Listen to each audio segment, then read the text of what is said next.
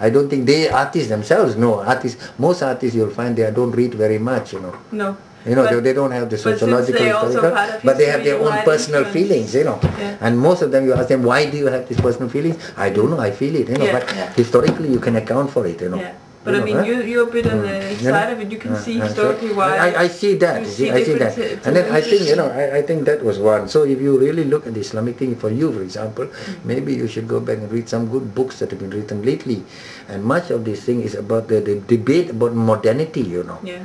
One was colonialism, which knocked them off, their whole sense of pride, except for the Ottomans, the Turks.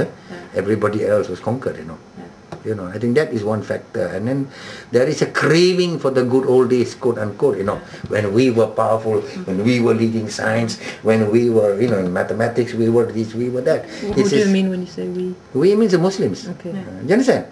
It's like, I had a great multi-millionaire for a father, but his son gambled everything, and I'm the grandson, and now I'm living in the slums, but the house that we used to live is like a palace up there. I'm always saying, look, that was what I was, That is the problem with Islam today, as I see it, And two, I think the continuing humiliation that the West has been giving on them, America, for example, and Palestine is a very central issue, It's become so emotional, Palestine and the Jews.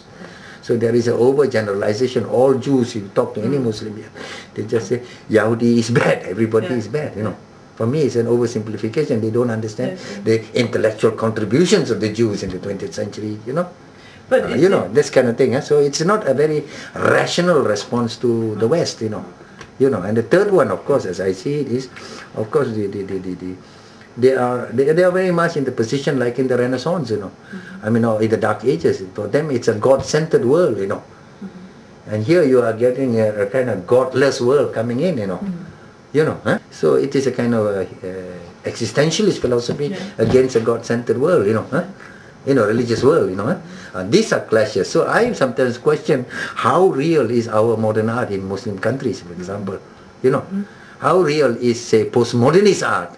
When postmodernism is also even questioning religion, So I question whether how many of our artists are really serious modernists, Many of them, I think, are just, just, following a fashion or a fad, without knowing the intellectual underpinnings, So of many of these Western art movements, Yeah. So it is very superficial sometimes.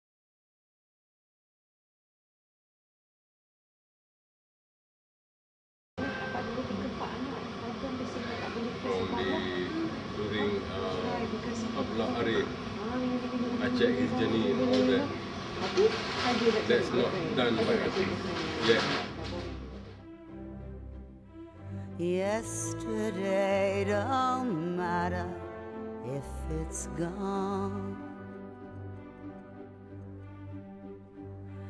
while the sun is bright, or in the darkest night, no one knows. She comes and goes.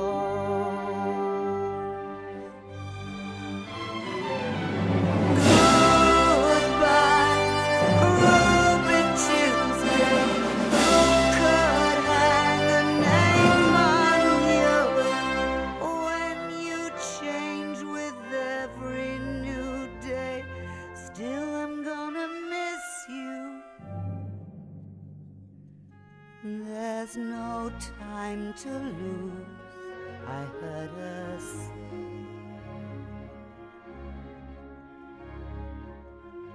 Catch your dreams before together without children.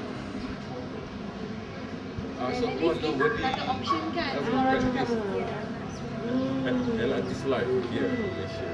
He just that block rate actually he was a teacher and after he died I think and then he does the artwork extra money just like me before, just like everybody, just like jalan get Yusuf Ghani and all that extra money, they go for the money, it's not for the hours. Tak ada nanti?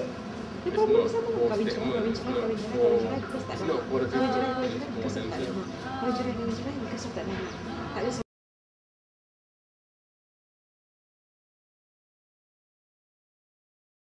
paint the poor people, you paint about this desperation of humankind, and you display them, you become famous because of your, you know, of the subject matter you know, but the money then goes to them directly. You sell the painting in few thousand, few 100,000, and you don't make kind of donation to the cause. For instance, an artist who paint about Palestine, and he never donate a single cent to the Palestinian cause. So how do you say that he has, you know, he's famous, but he take the subject matter, so and promote it to a higher level. But in true fact, you know, do you look at him as an activist, or do you look at him as an opportunist, where he took the subject matter and paint and make more money, and never return back, and then they make their own museum, and they create their foundation, but the money does not goes back to the cause. Political turmoil when Anwar Ibrahim was caught, and there are movement of reformation. So there are artists who painted on reformation theme. When this, you know, when the cause arises, or I would say, there's reason for the cause to arise because there was a situation. So artists who depend on situation, trying to make political correctness, you know, trying to create a new political will through art. I mean, there are, for instance, in Indonesia, you can find that when during the time of Suharto and the fall of Suharto, so artists started to paint about the disorder of political disorder in the country. So it tried to convey a message across. So there is a movement, but in Malaysia it's very sporadic, where not many create this movement. It's work on an individual basis. Does not work as a team or as a movement, as in a whole. You know.